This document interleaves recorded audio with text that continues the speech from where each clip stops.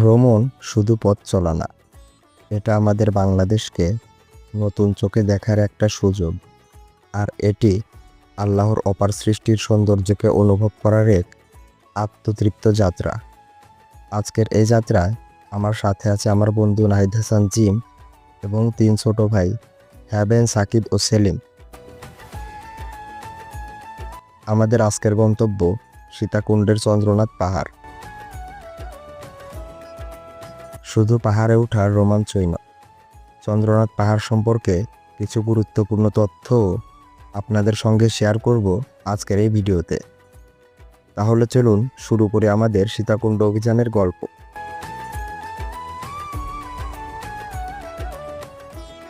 মধ্যরাতে আমাদের যাত্রা শুরু হলো উত্তরা এয়ারপোর্ট রেল স্টেশন থেকে।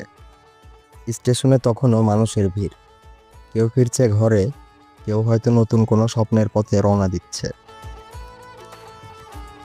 আর আমরা চলেছি সীতাকুণ্ডের উদ্দেশ্যে, চন্দ্রনাথ পাহাড়কে কাছ থেকে দেখার তীব্র আগ্রহ নিয়ে। রাতভর চলবে আমাদের এই রেলযাত্রা। ভোরের আলো ফুটতেই চারপাশ যেন নতুন রূপে জেগে উঠল। রাত্রির অন্ধকার পেরিয়ে সকাল এসে দাঁড়িয়েছে জানালার ধারে। হালকা বাতাস, শিশির ভেজা প্রকৃতি আর ট্রেনের ছন্দময় শব্দ, সব মিলিয়ে মুহূর্তটা একেবারে অন্যরকম। ট্রেন এখনো ছুটে চলেছে তার নিজ গন্তব্যের পথে। জানালার বাইরে চোখ রাখলেই দেখা যায় সবুজের বিস্তার, পাহাড়ের কোল ঘেঁষে গড়ে ওঠা ফসলের মাঠ আর প্রকৃতির সেই অপরূপ সৌন্দর্য। সবুজের ভেতর দিয়ে পাহাড়ের ছায়ায় ছায়ায় আমরা এগিয়ে চলেছি আমাদের কাঙ্ক্ষিত গন্তব্য সীতাকুণ্ডের দিকে।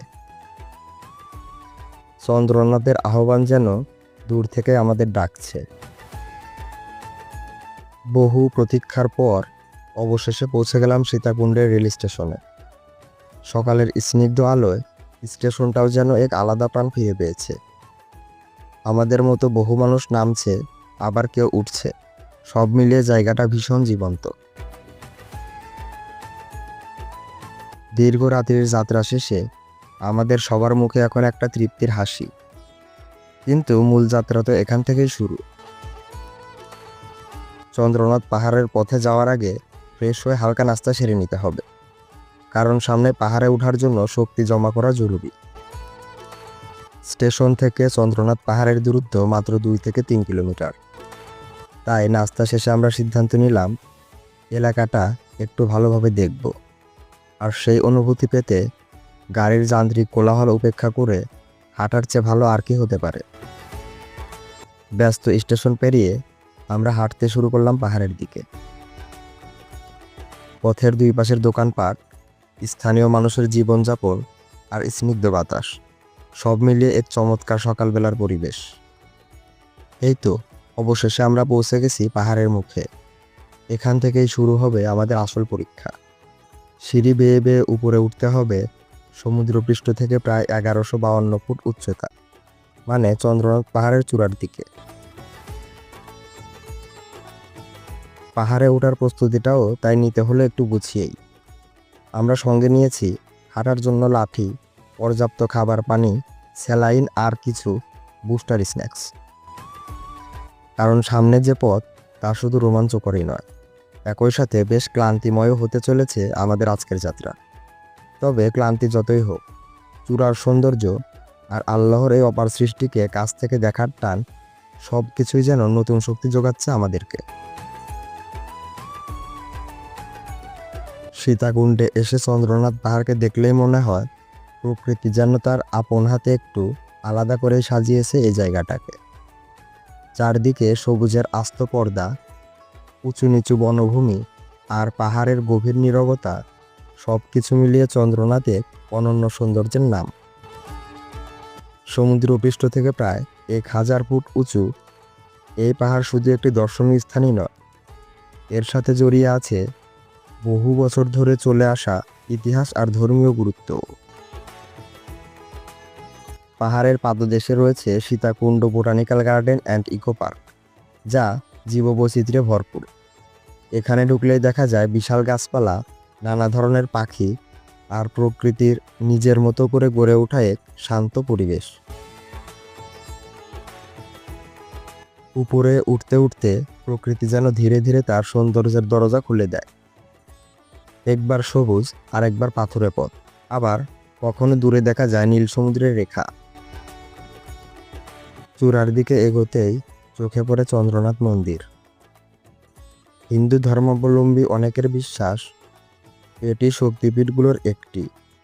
এই বিশ্বাসে ভর করে দূর দূরান্ত থেকে ভক্তরা এখানে আসেন প্রার্থনা করতে। ইতিহাস, ধর্ম আর প্রকৃতি, তিনটি জিনিস যেন এই পাহাড়ে এসে এক জায়গায় মিলেছে। আর এ কারণেই পাহাড়ের বাতাসে একটা আলাদা প্রশান্তি অনুভব হয়। তবে যত সুন্দরই হোক, চন্দ্রনাথে ওঠা কিন্তু কিছুটা চ্যালেঞ্জিং।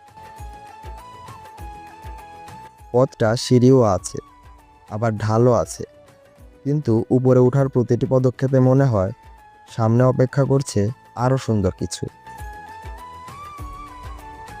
আর যখন চূড়ায় দাঁড়িয়ে চারদিকে তাকানো যায়, তখন মনে হয় এই কষ্ট, এই ক্লান্তি সব কিছুই সার্থক।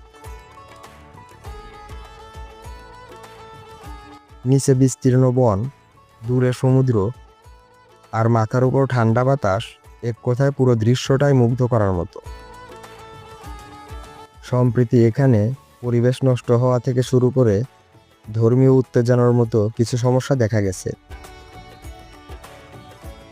তাই এখন পাহাড় জুড়ে নজরদারি বাড়ানো হয়েছে।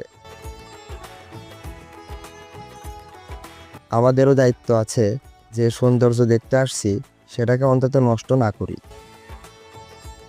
আবর্জনা না ফেলা, আগুন না জ্বালানো আর স্থানীয় ধর্মীয় স্থানের প্রতি সম্মান, এইসব মানলে চন্দ্রনাথ তার সৌন্দর্য ঠিক রেখে সবার জন্যই উন্মুক্ত থাকবে। সব মিলিয়ে চন্দ্রনাথ পাহাড় এমনই এক জায়গা যেখানে ওঠার পথে ক্লান্তি থাকে, কিন্তু চূড়ায় পৌঁছানোর পর মনে হয় প্রকৃতি আমাদের জন্য যে সেরা দৃশ্য আঁকতে পারে সেটা হয়তো ঠিক এমনই। চন্দ্রনাথ পাহাড় শুধু একটি গন্তব্য নয়, এটি ছিল আমাদের জন্য এক সুন্দর অভিজ্ঞতা, যা স্মৃতিতে রয়ে যাবে অনেক দিন। প্রকৃতির মাঝে দাঁড়িয়ে আমরা যেন একটু থেমে নিজেদেরকেই চিনতে পারলাম। যদি আপনিও মনে মনে এমন অভিজ্ঞতা খুঁজে থাকেন, তাহলে চন্দ্রনাথ পাহাড় একবার ঘুরে দেখতেই পারেন। আমরা যেমন ফিরে যাচ্ছি হৃদয়ে ভর করে শান্তি নিয়ে, আপনার যাত্রাও হোক ঠিক তেমনই সুন্দর। ধন্যবাদ।